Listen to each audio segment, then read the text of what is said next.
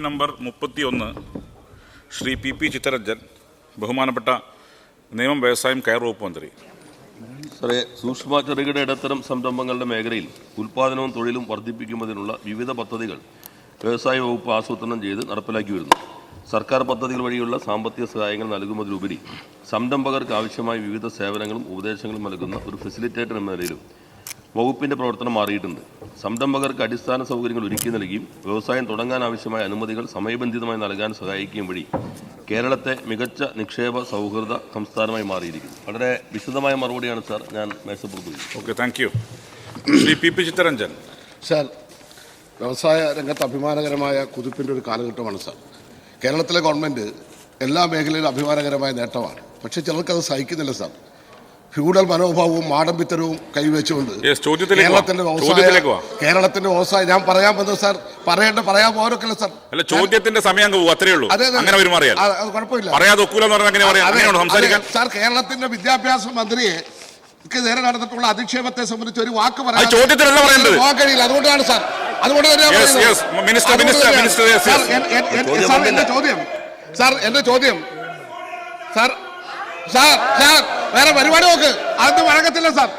Sir, അടുത്തിടെ നമ്മുടെ സംസ്ഥാനം പങ്കെടുത്ത വേൾഡ് ഇക്കണോമിക് ഫോറത്തിൽ സംസ്ഥാനത്തിന്റെ വ്യവസായ സൗഹൃദ അന്തരീക്ഷം ലോകത്തിന് പരിചയപ്പെടുത്തിയത് അതുവഴി നമ്മുടെ സംസ്ഥാനത്തെ വ്യവസായ മേഖലയ്ക്ക് വളർച്ചയിലേക്ക് എന്തൊക്കെ സംഭാവനകളാണ് സാർ ലഭ്യമായത് എന്നതിനെ സംബന്ധിച്ച് വിശദീകരിക്കാമോ?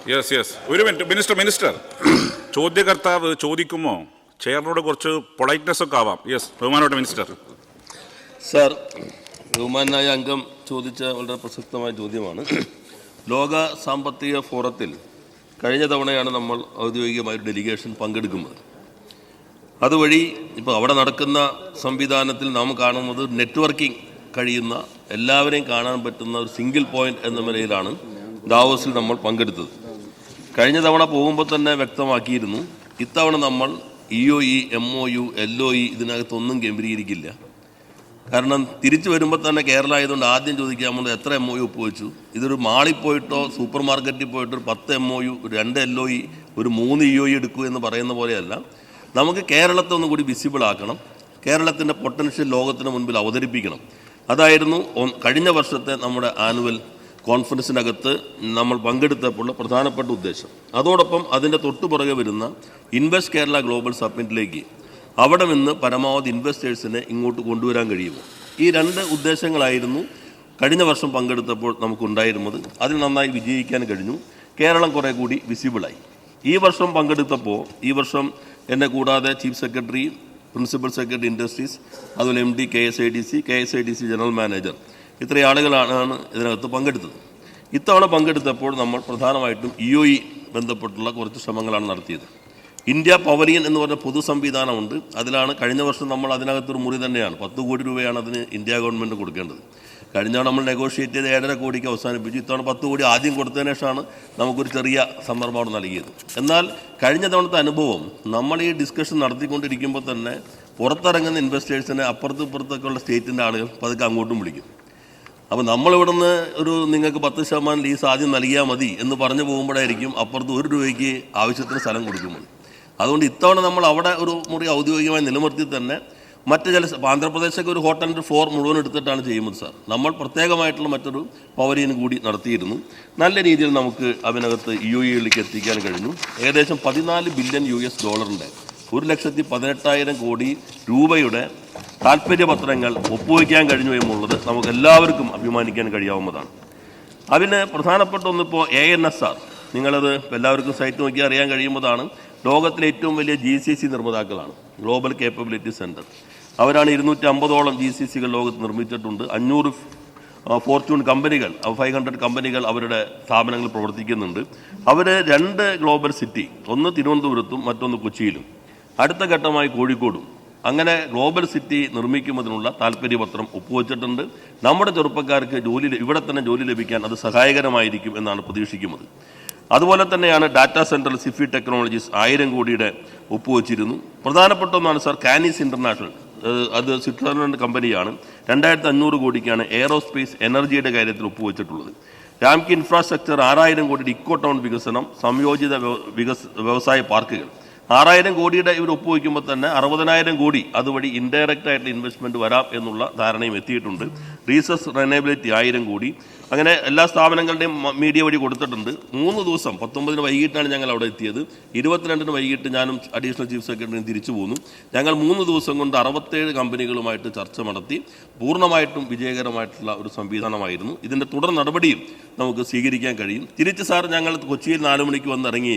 അന്ന് തന്നെ 10 മണിക്ക് ലോകത്തിലെ പ്രധാനപ്പെട്ട 42 മെഡിക്കൽ ഡിവൈസ് മാനുഫാക്ചറിംഗ് കമ്പനികളുമായിട്ടുള്ള ചർച്ച അഗാപ്പയുടെ 30ാം വാർഷികത്തിൻ്റെ ഭാഗമായി നടന്ന പരിപാടിയോട് ചേർന്ന് നടത്തുകയുണ്ടായി. അതിൽ 22 കമ്പനികൾ, ലോകത്തിലെ രണ്ടാമത്തെ ഏറ്റവും വലിയ medical device company American company ഉൾപ്പെടെ, ജപ്പാനിലെ 1ാമത്തെയും 2ാമത്തെയും കമ്പനികൾ ഉൾപ്പെടെ അവരും കേരളത്തിൽ ഇതിൻ്റെ ഭാഗമല്ല, ഇതിൻ്റെ തുടർച്ചയിൽ നിക്ഷേപ താല്പര്യം പ്രകടിപ്പിച്ചിട്ടുണ്ട് എന്ന കാര്യം കൂടി ഞാൻ ഈ സഭയുടെ ശ്രദ്ധയിൽപ്പെടുത്തുകയാണ്.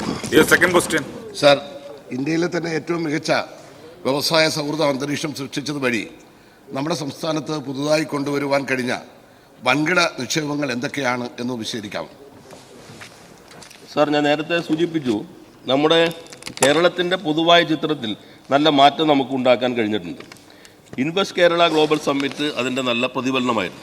നേരത്തെ നമ്മൾ 28ാം സ്ഥാനത്തായിരുന്നു നമ്മുടെ ഈസ് ഓഫ് ഡൂയിങ് ബിസിനസ്. 28 എത്തുമ്പോഴും യഥാർത്ഥത്തിൽ നമ്മൾ 15-നുള്ളിൽ എത്തേണ്ടതായിരുന്നു. എന്തുകൊണ്ട് നമ്മൾ 28ലേക്ക് എത്തി എന്ന പരിശോധന നടത്തിയിട്ട് നമ്മൾ യൂണിയൻ ഗവൺമെൻറ് അന്ന് തന്നെ ഒരു കത്ത് അയച്ചിരുന്നു. ഈ ഈസ് ഓഫ് ഡൂയിങ് ബിസിനസ് അല്ലെങ്കിൽ ബിസിനസ് റിഫോംസ് ആക്ഷൻ പ്ലാൻ 100% ഫീഡ്ബാക്കിനെ അടിസ്ഥാനപ്പെടുത്തിയിട്ടാണ് റാങ്കിങ് നിശ്ചയിക്കുന്നത്. നമ്മൾ 90% റിഫോംസ് നടപ്പിലാക്കിയാൽ നിങ്ങൾ എലിജിബിൾ ആയിരിക്കും. പക്ഷേ റാങ്കിങ് ഫീഡ്ബാക്കിനെ അടിസ്ഥാനപ്പെടുത്തിയിട്ടാണ്. ആ 100% ഒഴിവാക്കണം എന്ന് നമ്മൾ ആവശ്യപ്പെട്ടെങ്കിലും അത് പൊതുവെ അംഗീകരിക്കപ്പെട്ടിരുന്നില്ല. ആ 100% ഫീഡ്ബാക്ക് വെച്ചിട്ടാണ് 2022 റാങ്കിങ്ങിൽ നമുക്ക് ഇന്ത്യയിൽ തന്നെ 1ാം സ്ഥാനത്തേക്ക് എത്താൻ കഴിഞ്ഞു. അത് പല സംശയങ്ങളും പലരും പ്രകടിപ്പിച്ചെങ്കിൽ ഇപ്പോൾ ആ സംശയം എല്ലാം മാറിക്കഴിഞ്ഞു. ബിസിനസ് റിഫോംസ് ആക്ഷൻ പ്ലാൻ 2015 മുതൽ അതേ പ്ലാൻ തന്നെയാണ്. അതിനകത്ത് നമുക്ക് 1ാമത് എത്താൻ കഴിഞ്ഞു എന്നത് അഭിമാനകരമാണ്. എന്നാൽ അതിനേക്കാൾ അഭിമാനകരം ഈ ഒടുവിലത്തെ റാങ്കിങ്ങിൽ തുടർച്ചയായി ഇന്ത്യയിലെ ഏറ്റവും മികച്ച സംസ്ഥാനമായി കേരളത്തിന് മാറാൻ കഴിഞ്ഞു എന്നത് ഓരോ മലയാളിക്കും അഭിമാനിക്കാം. സാർ, അതിൻ്റെ ഭാഗമായി തന്നെ ഇപ്പോൾ ഇൻവെസ്റ്റേഴ്സ് ഇങ്ങോട്ട് വരുന്നു. ഇപ്പോൾ ഇന്നലെ തന്നെ മട്ടന്നൂർ നമ്മുടെ 500 ഏക്കറിൽ ഒരു വലിയ സംവിധാനം തുടങ്ങുമ്പോഴുള്ള ചർച്ചകൾ ഇന്നലെ വലിയ ഇൻവെസ്റ്റേഴ്സ് നമ്മുടെ ഇതിനകത്തേക്ക് വരികയുണ്ടായി. ഡീറ്റെയിൽസിലേക്ക് ഞാനിപ്പോൾ പോകുന്നില്ല. നമ്മുടെ ഒരു പ്രശ്നം എന്ന് വെച്ചാൽ, ഇപ്പോൾ മറ്റെല്ലാ രാജ്യങ്ങളും ഒപ്പുവെച്ച EOE, ഇപ്പോൾ വെഫിൽ പോയി ഒപ്പുവെച്ചല്ലോ EOE, അവരാരും പ്രസിദ്ധപ്പെടുത്തില്ല ആരൊക്കെയാണ്. പ്രധാനപ്പെട്ട മേഖലകളൊക്കെ പറയുള്ളൂ. നമ്മൾ പിന്നെ ഇവിടുത്തെ ഒരു അവസ്ഥ കാരണം നിങ്ങൾ എന്തിനു പോയി, എവിടെ പോയി, എന്ന് കിട്ടിയെന്നുള്ളത് കൊണ്ട് ഇത് അപ്പം തന്നെ പ്രസിദ്ധപ്പെടുത്തുമ്പോൾ നമുക്ക് അപകടം അറിയാം. ഇങ്ങനെ നമ്മൾ പ്രസിദ്ധപ്പെടുത്തുന്ന ആളുകളെ വളരെ കോമ്പറ്റീഷൻ ആണല്ലോ, മറ്റ് സംസ്ഥാനങ്ങൾ സമീപിക്കും. നിങ്ങൾക്ക് ഇവിടെ തുടങ്ങിക്കൂടെ, എന്തിനാണ് അങ്ങോട്ട് പോവുക? ഇപ്പം ഇവിടെ തുടങ്ങാൻ നിശ്ചയിച്ച ആളുകളെ തന്നെ ചിലർ പോയിട്ട് ഉപദേശിക്കുന്ന കാര്യം നമ്മുടെ ചില സുഹൃത്തുക്കളായ MLA തന്നെ സൂചിപ്പിക്കുകയുണ്ടായി. അപ്പം ഇതിൻ്റെ എല്ലാം ഭാഗം മറികടന്നുകൊണ്ട് നമുക്ക് മുന്നേറാൻ കഴിഞ്ഞു. നമുക്ക് പ്രധാനപ്പെട്ട കമ്പനി ഇപ്പോൾ കെയ്ൻസ് ടെക്നോളജീസ് എന്ന് പറയുന്ന ഇലക്ട്രോണിക്സ് രംഗത്തെ ലോകപ്രശസ്തമായ കമ്പനികളൊന്നാണ്. അവരാണ് 3600 കോടിയുടെ സെമി കണ്ടക്ടർ പ്ലാന്റ് ഇപ്പോൾ ഗുജറാത്തിൽ പൂർത്തീകരിക്കുന്നത്. അവർ 600 കോടിയുടെ ഫ്ലെക്സിബിൾ PCB പ്ലാന്റ് പെരുമ്പാവൂരാണ് ആരംഭിക്കാനായിട്ട് പോകുന്നത്. ഫെബ്രുവരി മാസത്തിൽ അത് കല്ലിടാനുള്ള തീരുമാനമായി കഴിഞ്ഞിട്ടുണ്ട്. അദാനി ലോജിസ്റ്റിക്കിൻ്റെ 70 ഏക്കറിലുള്ള 600 കോടിയുടെ അതിന് കല്ലിട്ടു. നിർമ്മാണം അതിവേഗത്തിൽ നടക്കുകയാണ്. ഞാൻ കഴിഞ്ഞ ദിവസം സന്ദർശിച്ചിരുന്നു. ആദ്യത്തെ ഭാഗം പൂർത്തീകരിച്ചു. അവിഗ്ന അതിൻ്റെ പൂർത്തീകരണം കഴിഞ്ഞു. NDR സ്പേസിൻ്റെ കഴിഞ്ഞു. ആർക്ക് ഗ്ലോബൽ പൂർത്തീകരണം കഴിഞ്ഞിട്ടുണ്ട്. അക്സെഞ്ചർ അവർ തുടങ്ങി. HCL ടെക്നോളജി തിരുവനന്തപുരത്തും കൊച്ചിയിലും ഇപ്പോൾ അവരുടെ കൊച്ചിയിൽ ആദ്യം തുടങ്ങി, ഇപ്പോൾ തിരുവനന്തപുരത്തും അവരുടെ പ്രവർത്തനം ആരംഭിച്ചു. ഭാരത് ബയോടെക് കോവാക്സിൻ ഉണ്ടാക്കുന്ന ഏറ്റവും പ്രധാനപ്പെട്ട ലോകത്തിലെ കമ്പനിയാണ്. അവരുടെ പുതിയ സംവിധാനം ബഹുമാനായ MLA റോജി M. ജോണും അതിൽ പങ്കെടുത്തിരുന്നു. അങ്കമാലിയിൽ അവരുടെ ശിലാസ്ഥാപനം നിർവഹിച്ചു. ഞങ്ങൾ ആ ശിലാസ്ഥാപനം നിർവഹിച്ച ഘട്ടത്തിൽ ഞാനും ബഹുമാനായ MLA റോജി ജോണും ഇരിക്കുന്ന ആ വേദിയിൽ വെച്ച് തന്നെ ഈ പത്മഭൂഷൺ ശ്രീ കൃഷ്ണ ഇള അദ്ദേഹം ഒരു കാര്യം പറഞ്ഞു. ഞാൻ ഇവിടേക്ക് തുടങ്ങാൻ വളരെ വേഗത്തിൽ ഈ കാര്യങ്ങളെല്ലാം നടന്നു കിട്ടി. 7 ദിവസം കൊണ്ട് എല്ലാ അനുമതിയും കിട്ടി. പക്ഷെ ഞാനിവിടെ തുടങ്ങാൻ പോകുന്നു എന്നറിഞ്ഞപ്പോൾ ഹൈദരാബാദിലും ദുബായിലും ചെന്ന് ചില മലയാളികൾ അയ്യോ എന്തിനാ ഈ അപകടത്തിലേക്ക് എടുത്ത് ചാടുന്നേ എന്ന് എന്നോട് പറഞ്ഞ കാര്യം അദ്ദേഹം തന്നെ അവിടെ സൂചിപ്പിക്കുകയുണ്ടായി. എന്തായാലും അവർ നിർമ്മാണം പ്രവർത്തനം ആരംഭിക്കുകയാണ്. വേൾഡ് ട്രേഡ് സെൻറ്റർ കോഴിക്കോടും ഇപ്പോൾ അവൻ്റെ കരാർ ഒപ്പുവെച്ചിട്ടുണ്ട്. TCS ഇന്നോവേഷൻ പാർക്ക് അവരുടെ 37 ഏക്കറോട് കല്ലിടാൻ പോവുകയാണ്. കൊങ്സോബർഗ് അവർ ഷിപ്പ് ബിൽഡിംഗ് കമ്പനിയാണ്, അവരുടെ പ്രവർത്തനം ആരംഭിച്ചിട്ടുണ്ട്. പനറ്റോണി ലോകത്തിലെ ഏറ്റവും പ്രശസ്തമായിട്ടുള്ള ലോജിസ്റ്റിക് കമ്പനിയാണ്. അവർ 25 ഏക്കറിൽ അവരുടെ പ്രവർത്തനങ്ങൾ MOU ഒപ്പുവെച്ച് കഴിഞ്ഞു. അഡസ്കോ ഗ്രൂപ്പ് ജർമ്മൻ കമ്പനിയാണ്, അവർ പ്രവർത്തനം തുടങ്ങുന്നു. BT പെറിയൻ UK കമ്പനിയാണ്, അവർ 2 ക്യാമ്പസുകൾ ഇതിനകം തന്നെ ആരംഭിച്ചു കഴിഞ്ഞു. കാസ്പിയൻ ടെക്നോളജീസ് അമേരിക്കൻ കമ്പനിയാണ്, അവർ പ്രവർത്തനം ആരംഭിച്ചു കഴിഞ്ഞു. D-Space ജർമ്മൻ കമ്പനിയാണ്, അവർ തിരുവനന്തപുരത്ത് അവരുടെ പ്രവർത്തനങ്ങൾ ആരംഭിച്ചു. ഫിജുനുബറോ അത് ജപ്പാൻ കമ്പനിയാണ്, അഗാപ്പയുമായി ചേർന്നുള്ള ജോയിന്റ് വെഞ്ചർ മുഖ്യമന്ത്രി തന്നെ കാക്കനാട് കല്ലിടുകയുണ്ടായി.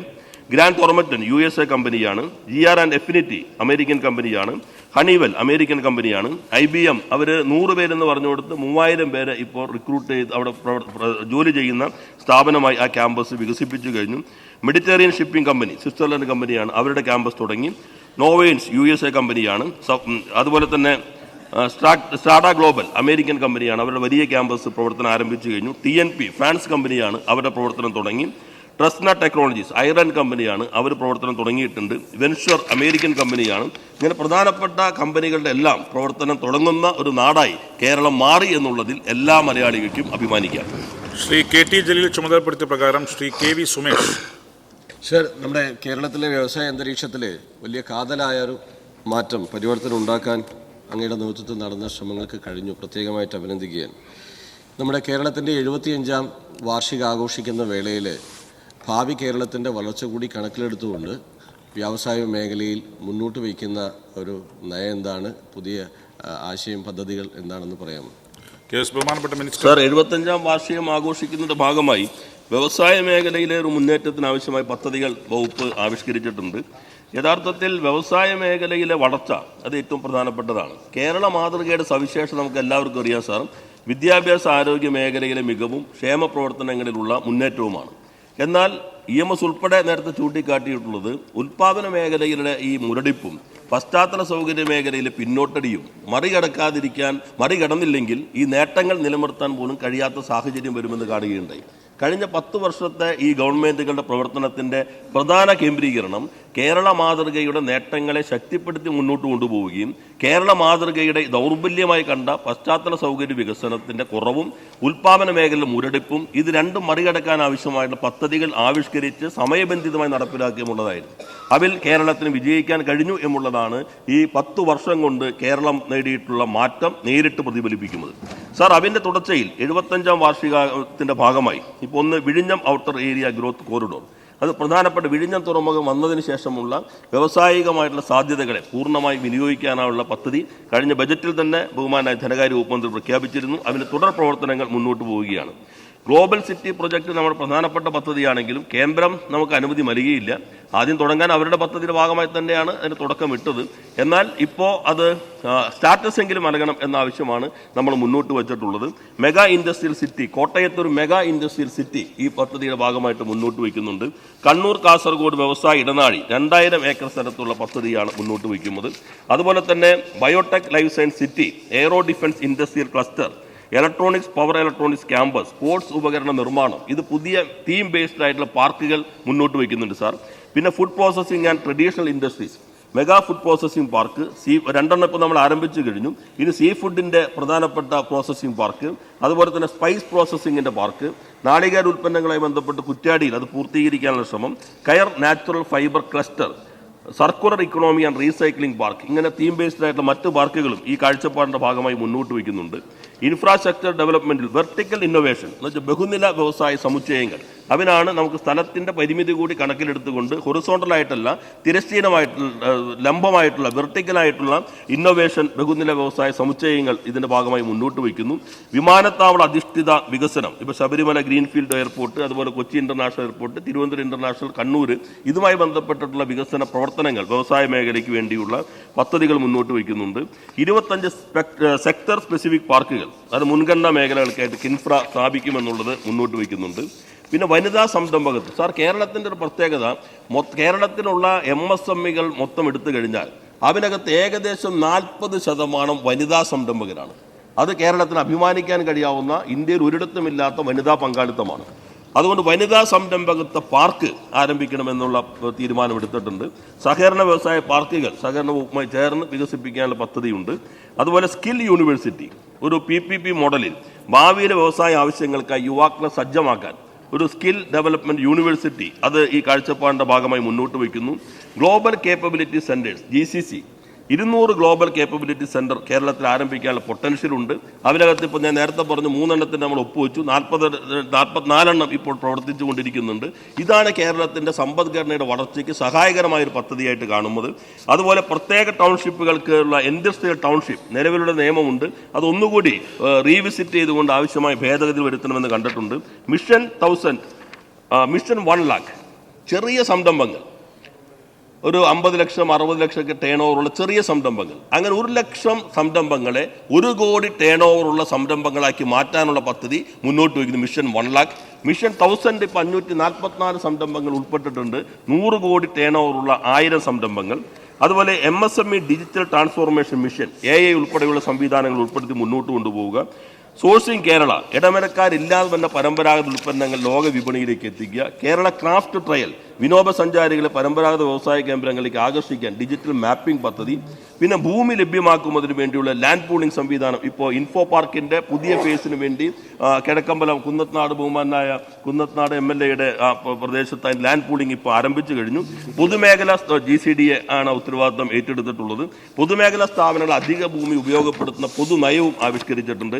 ഇതാണ് സാർ 75ാം വാർഷികത്തിൻ്റെ കൂടി ഭാഗമായി അടുത്ത 31ലേക്കുള്ള കർമ്മ പദ്ധതിയായിട്ട് ഗവൺമെൻറ് കാണുന്നത്. ശ്രീ M. രാജഗോപാലൻ. സർ, മണ്ണെണ്ണ വിളക്ക് കൊളുത്തി വ്യവസായം തുടങ്ങാൻ കഴിയുമോ എന്ന ചോദ്യമുയർത്തിക്കൊണ്ട് സംരംഭകർ കേരളത്തെ പരിഹസിച്ച ഒരു കാലമുണ്ടായിരുന്നു sir.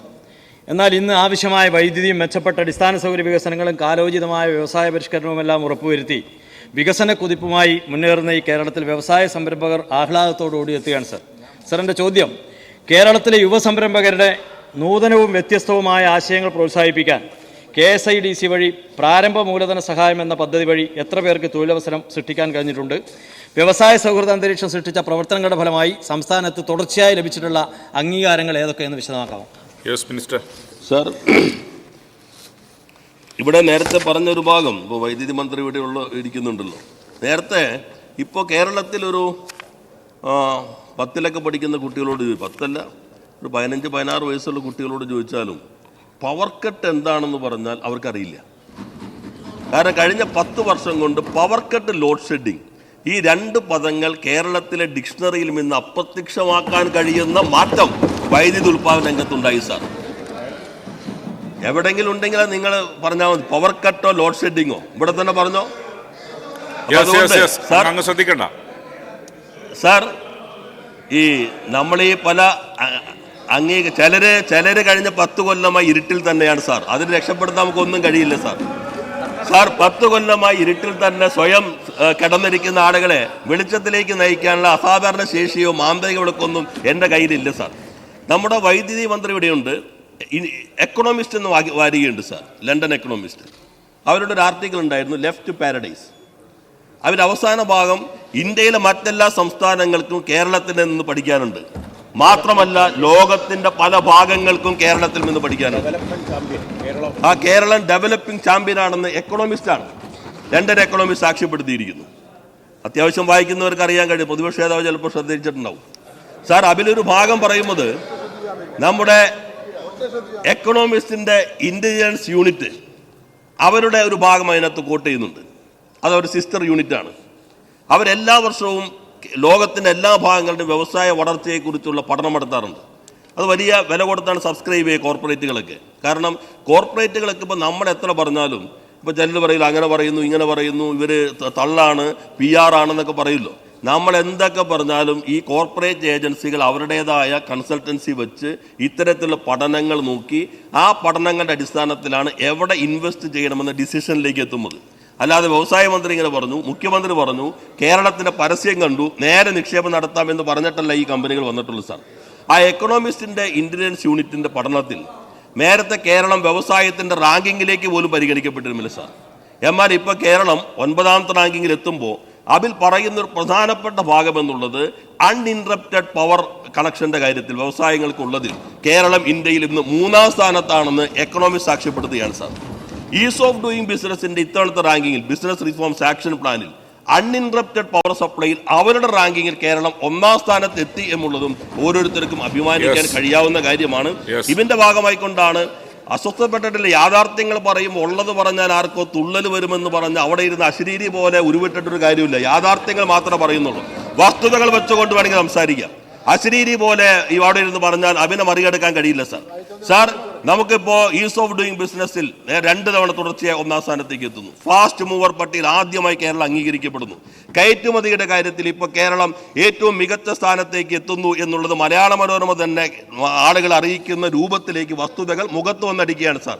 American society of public administration അതിന്റെ നോവൽ ഇന്നോവേഷൻ പബ്ലിക് അഡ്മിനിസ്ട്രേഷനായി കേരളത്തിന്റെ ഇയർ ഓഫ് എന്റർപ്രൈസസ് പദ്ധതി തെരഞ്ഞെടുത്തിരിക്കുന്നു സാർ. അതുപോലെയുള്ള ഒത്തിരിയേറെ അംഗീകാരങ്ങൾ നേടാൻ നമുക്ക് കഴിഞ്ഞു.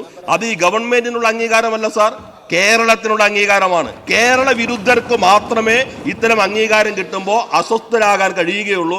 കേരള വിരുദ്ധരാകാതിരിക്കാൻ എല്ലാവരും ശ്രദ്ധിക്കുന്നു. നന്നായി. Shri V K Prashanth. മുന്നോട്ട് സ്പീക്കർ. സർ, ഈ വ്യവസായവും സംരംഭവും പാടില്ല എന്ന് പറഞ്ഞ കേരളത്തിലാണ് ഇപ്പോൾ 3,53,000-ൽ പരം തൊഴിലവസരങ്ങൾ സംരംഭങ്ങൾ വരികയും 7 ലക്ഷം തൊഴിലവസരങ്ങൾ വരികയും ചെയ്തു. സാർ, ഇങ്ങനെ ആരംഭിച്ച സംരംഭങ്ങളിൽ ചിലത് നഷ്ടത്തിലാവുകയോ പൂട്ടിപ്പോകുന്ന ഒരു സ്ഥിതി വന്നിട്ടുണ്ട്. ഇവയെ പുനരുജ്ജീവന പദ്ധതിയുടെ ഭാഗമായിട്ട് ഉൾപ്പെടുത്താൻ വേണ്ടി കഴിയുമോ? അങ്ങനെ എത്രത്തോളം പദ്ധതി നടപ്പാക്കിയിട്ടുണ്ട്? സാർ, ഈ വിഴിഞ്ഞവുമായി ബന്ധപ്പെട്ട് സർക്കാർ നടപ്പാക്കാൻ ഉദ്ദേശിക്കുന്ന കാര്യങ്ങളെ സംബന്ധിച്ച് അടുത്ത മിനിസ്റ്റർ ഉണ്ട്. സാർ, ഈ ഏത് സ്റ്റാർട്ടപ്പ് ആണെങ്കിൽ ഒരു 90% ആദ്യത്തെ വർഷം തന്നെ മരിച്ചു പോകും ലോകത്ത് തന്നെ. അതിൻ്റെ പുതിയ ആശയങ്ങളാണല്ലോ. MSMEകളാകുമ്പോൾ ഒരു 30% ഇന്ത്യയിൽ ആദ്യത്തെ വർഷം തന്നെ അത് മരിച്ചു പോകുന്നു എന്നുള്ളതാണ് പൊതുവായുള്ള കണക്ക്. നമ്മളതൊരു 15% എത്തിക്കാനാണ് നമ്മൾ ശ്രമിച്ചത്. അതിൻ്റെ ഭാഗമായിട്ടുള്ള നിരവധി പദ്ധതികൾ നമ്മൾ നടപ്പിലാക്കുകയുണ്ടായി. മാർക്കറ്റ് ഇപ്പോൾ ഇവിടെ ബഹുമാന പൊതുവിതരണ വകുപ്പുമായി നമ്മൾ ഒപ്പുവെച്ച കരാറ് പ്രകാരം ഏകദേശം 30 കോടിയുടെ ഉൽപ്പന്നങ്ങൾ കെ സ്റ്റോർ വഴി പ്രാദേശികമായിട്ടുള്ള ചെറിയ സംരംഭങ്ങൾക്ക് വിൽക്കാനായിട്ട് കഴിഞ്ഞു. കെ ഷോപ്പിൽ ഓൺലൈൻ പ്ലാറ്റ്ഫോം തുടങ്ങി.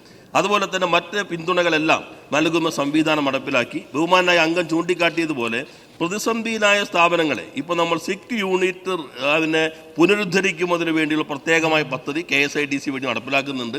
കാരണം നമ്മൾ പുതിയ സംരംഭങ്ങളെ കൊണ്ടുവരാൻ ശ്രമിക്കുന്നതോടൊപ്പം തന്നെ പല കാരണങ്ങളാൽ പ്രതിസന്ധി നേരിട്ടുകൊണ്ടിരിക്കുന്ന നിലവിലുള്ള സംരംഭങ്ങൾ അവയെ എങ്ങനെ നമുക്ക് മെച്ചപ്പെടുത്തി കഴിയുമോ എങ്കിൽ കുറേ കൂടി നമുക്ക് ഗവൺമെൻറ്റിൻ്റെ ഇടപെടലിനും മറ്റ് മേഖലയിൽ ചെയ്യുന്ന അത്ര സമയം ചെലവഴിക്കേണ്ടി വരില്ല. എന്നാൽ അതിനാവശ്യമായിട്ടുള്ള ഒരു റീസ്ട്രക്ചറിങ് പ്ലാൻ ആവശ്യമാണ്. ആ പദ്ധതി ഇപ്പോൾ നടപ്പിലാക്കി തുടങ്ങിയിട്ടുണ്ട്. വിഴിഞ്ഞ ഞാൻ നേരത്തെ സൂചിപ്പിച്ചു സാർ. ബഹുമാനപ്പെട്ട പ്രതിപക്ഷ ഉപനേതാവ്. സാർ, ബഹുമാനപ്പെട്ട മിനിസ്റ്റർ, പരശുരാമൻ മഴ എറിഞ്ഞിട്ട് 10 കൊല്ലം മുമ്പാണ് മഴ എറിഞ്ഞത് പറയാതിരുന്നത് ഭാഗ്യം. സാർ, ഞാൻ പറയട്ടെ, അല്ല, കഴിഞ്ഞ 10 കൊല്ലമായിട്ട് അല്ലെങ്കിൽ 5 കൊല്ലമായിട്ടാണ് ഇത്തരത്തിലുള്ള കാര്യങ്ങളൊക്കെ ആദ്യമായിട്ടാണ് നടക്കുന്നത് എന്നുള്ള നിലക്കാണ് അദ്ദേഹം പറയുന്നത്. സാർ, ഇതേ ലാവോസിൽ അന്നത്തെ ഗവൺമെൻറ്റിന് വേണ്ടി ഞാൻ ഇതേ പറഞ്ഞ ഡെലിഗേഷൻ കൊണ്ട് പോയതാണ്. അതുപോലെ തന്നെ ഇതേപോലെ ഇൻവെസ്റ്റ്മെൻറ്റ് പ്രപ്പോസൽ കിട്ടുന്നതാണ്, എക്സിബിഷൻ സ്റ്റാൾ വെക്കുന്നതാണ്, GTECൽ, ഹാനോവർ ഷോയിൽ, അതുപോലെ തന്നെ എല്ലായിടത്തും പോകുന്നുണ്ട്. പക്ഷെ ഒരു ചെറിയ ചേഞ്ച് എന്താണെന്ന് വെച്ച് കഴിഞ്ഞാൽ 10 കൊല്ലം കൊണ്ട് ഇവിടെ ഒരു ആറ്റിറ്റ്യൂഡൽ ചേഞ്ച് വന്നിട്ടുണ്ട്. അത് ഈ ആവേശത്തോട് പ്രസംഗിക്കുന്നത് നിങ്ങൾക്കാണ്. ഇടക്കിടക്ക് മിനിസ്റ്ററുടെ ശബ്ദം ഞാൻ സാർ എൻ്റെ ഒരു ക്വസ്റ്റ്യൻ തന്നെയാണ്. ഇടക്കിടക്ക് മിനിസ്റ്ററുടെ ആൻസറിൽ ഒരു കാര്യം വരുന്നുണ്ട്. എന്നാലും വ്യവസായം തുടങ്ങുന്നവർക്ക് ഒരു പെർസെപ്ഷൻ ഇവിടെ ഉണ്ട്. അത് ഞാൻ ഇതേമാതിരി പോയി വന്ന് ലക്ഷക്കണക്കിന് MOU സൈൻ ചെയ്ത് വന്ന് ഇൻവെസ്റ്റ്മെൻറ്റ് പ്രപ്പോസലായപ്പോൾ ഇവിടുന്ന് കേട്ടാൽ എന്താണെന്നറിയാം, എന്തിനാണ് ഈ ദുർവ്യയം? ആ ചോദ്യം ഞങ്ങൾ ചോദിക്കൂല. ഈ പ്രപ്പോസലൊക്കെ ഇലക്ഷനാണല്ലോ, തെരഞ്ഞെടുപ്പാണ് വരാൻ പോകുന്നത്. ചിലപ്പോൾ ഞങ്ങൾ വന്നിരിക്കുമല്ലോ, ചിലപ്പോൾ ഞങ്ങൾ വന്നെന്നിരിക്കും. അപ്പോൾ നല്ലതാണ്, ഞങ്ങൾ കണ്ടിന്യൂ ചെയ്യും. ആ ഉറപ്പ് ഞങ്ങൾ തരാം. ചോദ്യമൊന്നുമല്ലെങ്കിലും അദ്ദേഹം നടത്തിയ വസ്തുതാ വിരുദ്ധമായ ചില പ്രസ്താവനകളുണ്ട്. അദ്ദേഹം പൊതുവെ അങ്ങനെ നടത്തുന്ന ഒരാളല്ല.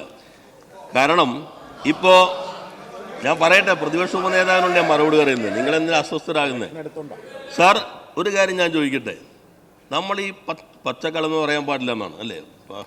വസ്തുതാവിരുദ്ധമായിട്ടുള്ള കാര്യങ്ങൾ സത്യമെന്ന മട്ടിൽ ആധികാരികമായി അവതരിപ്പിക്കുന്നതിൽ അസാധാരണ ശേഷി നിങ്ങൾക്കുണ്ട് എന്നുള്ളത് മാധ്യമങ്ങൾ സമ്മതിക്കുന്നതാണ്, ജനങ്ങളല്ലെങ്കിൽ.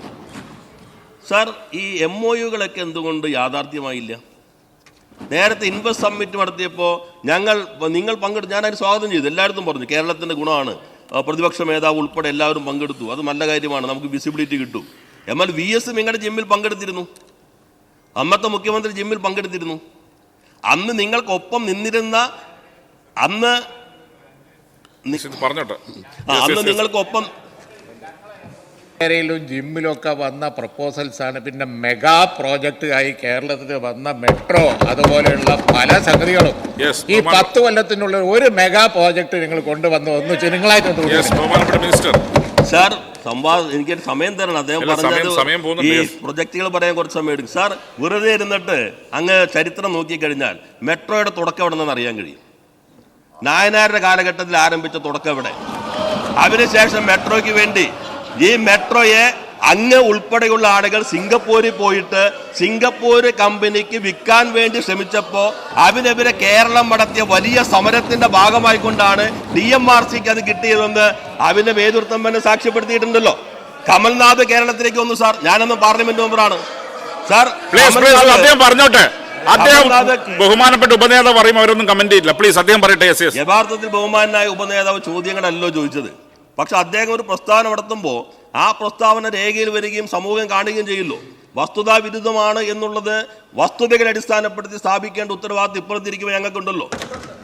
അദ്ദേഹം പറഞ്ഞത് കാര്യത്തിൽ എന്താ? നേരത്തെ പറഞ്ഞു നിങ്ങൾ ആരും സഹകരിച്ചില്ല, ഞങ്ങൾ സഹകരിച്ചു, നിങ്ങൾക്കാണ് മാറ്റം വന്നത്. VS അതിനകത്ത് വന്നു. സാർ നിങ്ങളുടെ മന്ത്രിസഭ സാർ അന്ന് ഇൻവെസ്റ്റ് സമ്മിറ്റ് നടത്തിയ മന്ത്രിസഭയ്ക്കകത്ത് ഐക്യമുണ്ടായില്ല.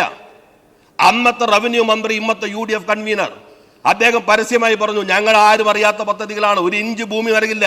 ഞങ്ങളല്ല പറഞ്ഞത്, ഇന്നത്തെ UDF കൺവീനർ അന്നത്തെ റവന്യൂ മന്ത്രി. അന്നത്തെ ഹരിത MLA പ്രസ്താവന നോക്കിക്കോ, ഇന്ന് നിങ്ങളോടൊപ്പം ഉണ്ടല്ലോ. അപ്പോ നിങ്ങൾക്കൊരു യോജിപ്പുണ്ടായിരുന്നില്ല. നിങ്ങളുടെ മുന്നണി എന്ന് കേരളത്തിൽ ഭരിച്ചാലും നിങ്ങളുടെ തമ്മിലടി മാത്രമാണ് കേരളത്തിന്റെ വികസനങ്ങളെ മുടക്കിയിട്ടുള്ളത്. അല്ലാതെ ഇങ്ങോട്ട് നോക്കണ്ട. നിങ്ങൾ തമ്മിലുള്ള തർക്കങ്ങൾ പൊളിറ്റിക്കൽ സ്റ്റേറ്റ്മെന്റ് അദ്ദേഹം പറഞ്ഞു. അതേപോലെ തന്നെ ഇപ്പൊ തന്നെ ഏത് വികസന പദ്ധതികൾ, തുരങ്കപാത ഞങ്ങൾ അനുവദിക്കില്ല എന്ന് പ്രഖ്യാപിച്ചില്ലേ? തുരങ്കപാത ഞങ്ങൾ അനുവദിക്കില്ല. നേരത്തെ ഞങ്ങൾ കേരയിൽ എന്ന് പറഞ്ഞപ്പോ അയ്യോ എന്ന് പറഞ്ഞവർ BJP കേരയിൽ അതിവേഗ റെയിൽവേ എന്ന് പറയുമ്പോ സ്വാഗതം എന്ന് പറഞ്ഞില്ലേ? ഈ അന്തർധാര കേരളം അറിയില്ലേ?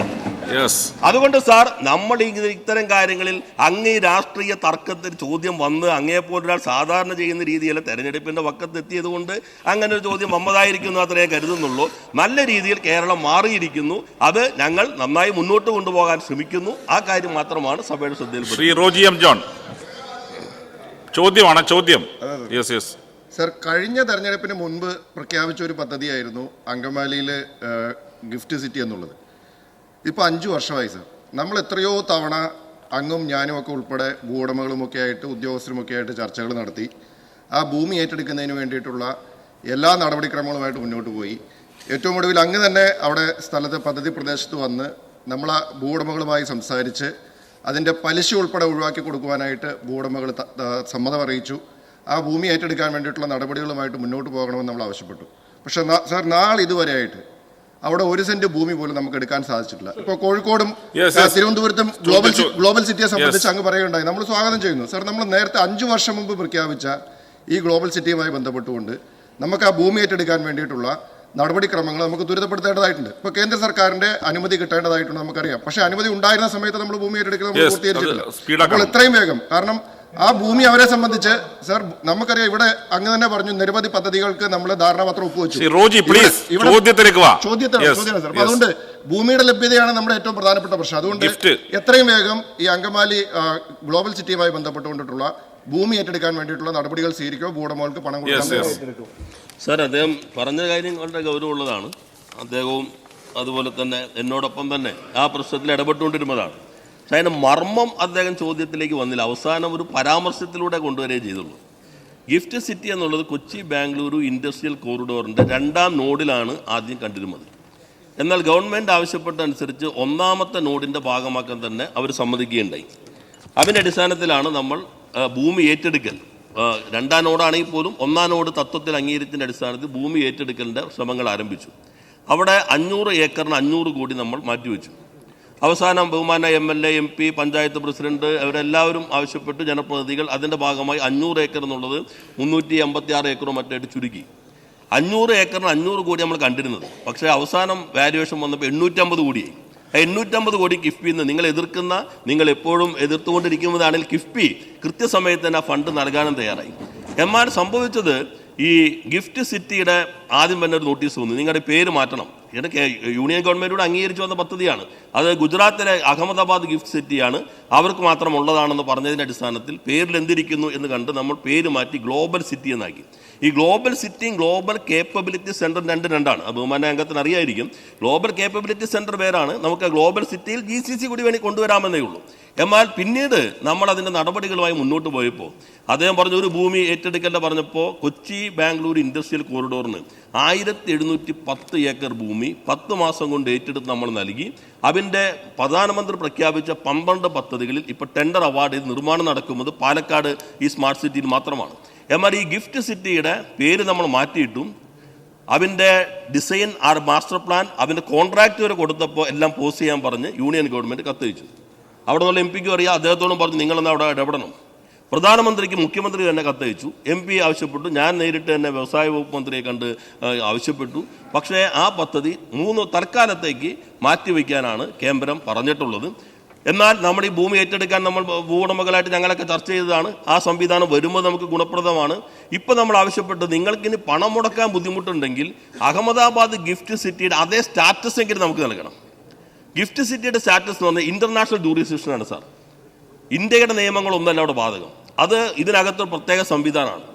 അതേ സ്റ്റാറ്റസ് ഉണ്ടെങ്കിൽ മാത്രമാണ് നമുക്ക് ഇൻവെസ്റ്റേഴ്സ് ഇങ്ങോട്ട് കൊണ്ടുവരാൻ കഴിയുള്ളൂ.